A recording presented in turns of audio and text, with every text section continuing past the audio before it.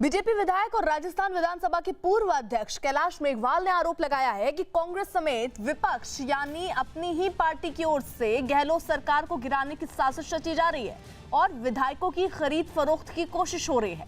कैलाश मेघवाल को वसुंधरा राजे का करीबी माना जाता है और उन्होंने दावा किया कि विधायक भंवरलाल शर्मा ने सरकार गिराने की जैसा एक साजिश उन्होंने उसकी रची, जो साजिश आज के पहले नहीं रची गई थी।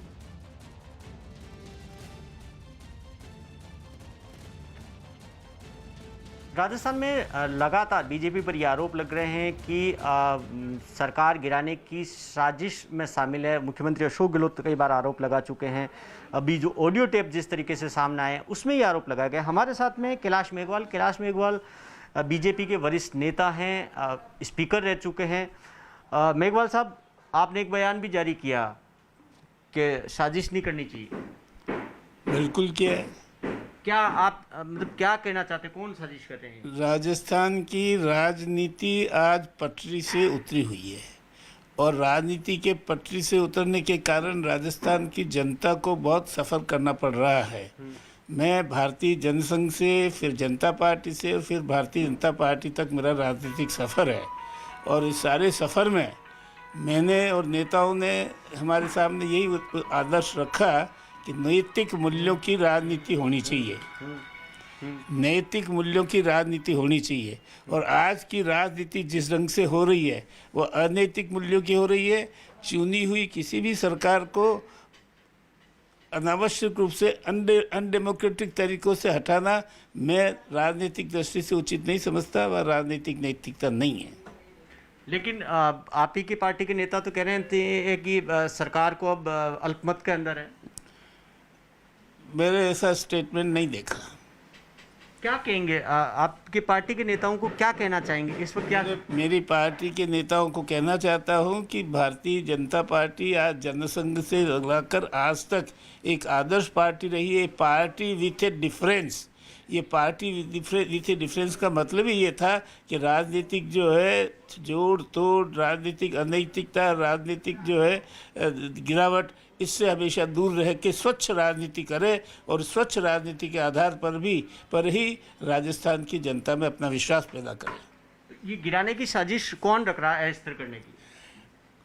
गिराने की साजिश अभी किस रूप में हो रही है, कहाँ हो रही है? आपने कहा कि विपक्ष ये काम कर रहा नहीं करे। मैं विपक्ष को राय दे रहा हूँ, काम कर रहा है कि नहीं कर रहा है ये मैंने नहीं कहा है। मेरा ये कहना है कि कांग्रेस की अंतर्कलह से जो स्थिति बनी है वो आज ठीक नहीं है, निंदाजनक है। इस अंतर्कलह का नुकसान राजस्थान की जनता को हो रहा है। अच्छा, कई ये लगातार जो सवाल उठाया जा रहा है कि वसुंधरा राजे जी अभी खामोश है, क्या आपको लगता है पार्टी में उनको किनारे करने की कोशिश की जा रही है? वसुंधरा राजे राजस्थान की वरिष्ठतम राजनीतिक व्यक्तित्व है और वरिष्ठतम राजनीतिक व्यक्तित्व से भारतीय जनता पार्टी को आज राष्ट्रीय उपाध्यक्ष भी है, राय लेनी चाहिए, उनसे हमेशा राय मशविरा करना चाहिए। ये आज की आवश्यकता है। इस मामले में मशविरा नहीं किया गया, मीटिंग में कहीं थी नहीं तो बुलाया नहीं गया उनको? मैं ये राय देना चाहता हूं कि राजनीति में जितने भी कदम राजस्थान में उठाए जाए, भारतीय जनता पार्टी को वसुंधरा राजे से राय लेनी चाहिए, उनके अनुभव की, उनकी सक्रियता की, उनकी वरिष्ठता की लाभ लेना चाहिए। ये एक राजनीतिक आवश्यकता है। जिस तरीके के आरोप लग रहे हैं कि हरियाणा के अंदर जिस रिसोर्ट के अंदर रखा गया, हरियाणा सरकार, बीजेपी सरकार प्रोटेक्ट कर रही है पायलट के जो समर्थक विधायक हैं उनको, ये राजनीतिक जो है भ्रम जिस तरह का अभी पैदा हुआ है दो महीने में, ये एक ऐसी भ्रमात्मक स्थिति है कि उसमें निर्णायक रूप से कुछ नहीं कह सकता। इसमें जो भी इन्वॉल्व है अनैतिक राजनीति में, मैं उनका जो है समर्थन नहीं करता। ऑडियो टैप आया, क्या कहेंगे कि आप ही की पार्टी के एक नेता पर आरोप लगा है खरीद फरोख्त का? ये अभी जांच का विषय हो गया, इस बारे में कोई मेरा मत नहीं है। अनुराग ढांडा हमारे साथ हमारे सहयोगी इस वक्त जुड़ चुके हैं। अनुराग, जहां कैलाश मेघवाल अपने बयान से एक तरफ बीजेपी के लिए मुसीबत खड़ा कर रहे हैं, वहीं दूसरी तरफ बैठे बैठे यहां कांग्रेस को एक मुद्दा दे दिया है।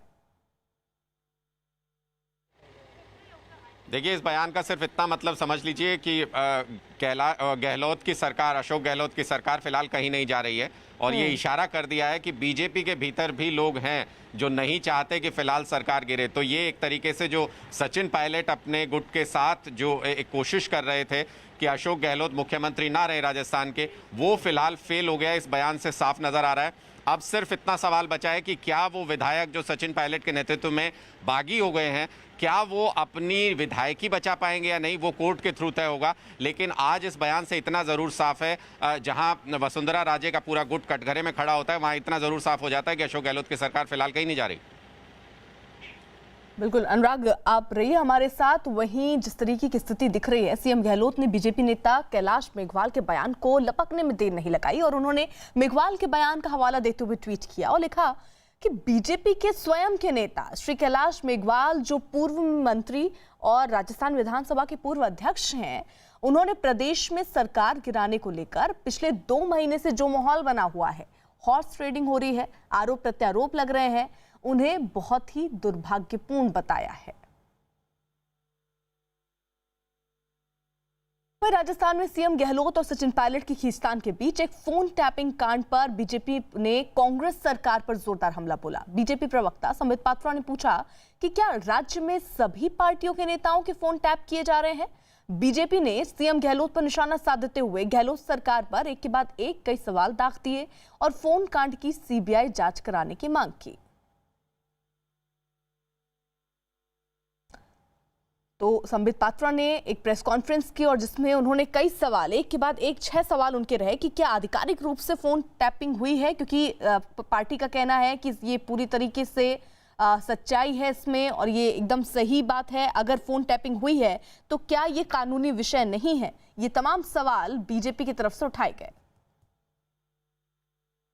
जो राजस्थान की कांग्रेस की सरकार है, बोल्ड लेटर्स में हम पूछ रहे हैं, भाजपा पूछ रही है, क्या फोन टेपिंग किया गया?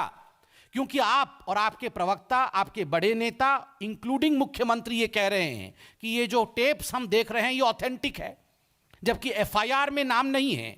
एफआईआर में तथाकथित कहा जाता है, एफआईआर में कहा जाता है ये जो टेप्स है हमें सोशल मीडिया इत्यादि से मिला है, मगर आप तो सीना ठोक के कह रहे हैं ये ऑथेंटिक है।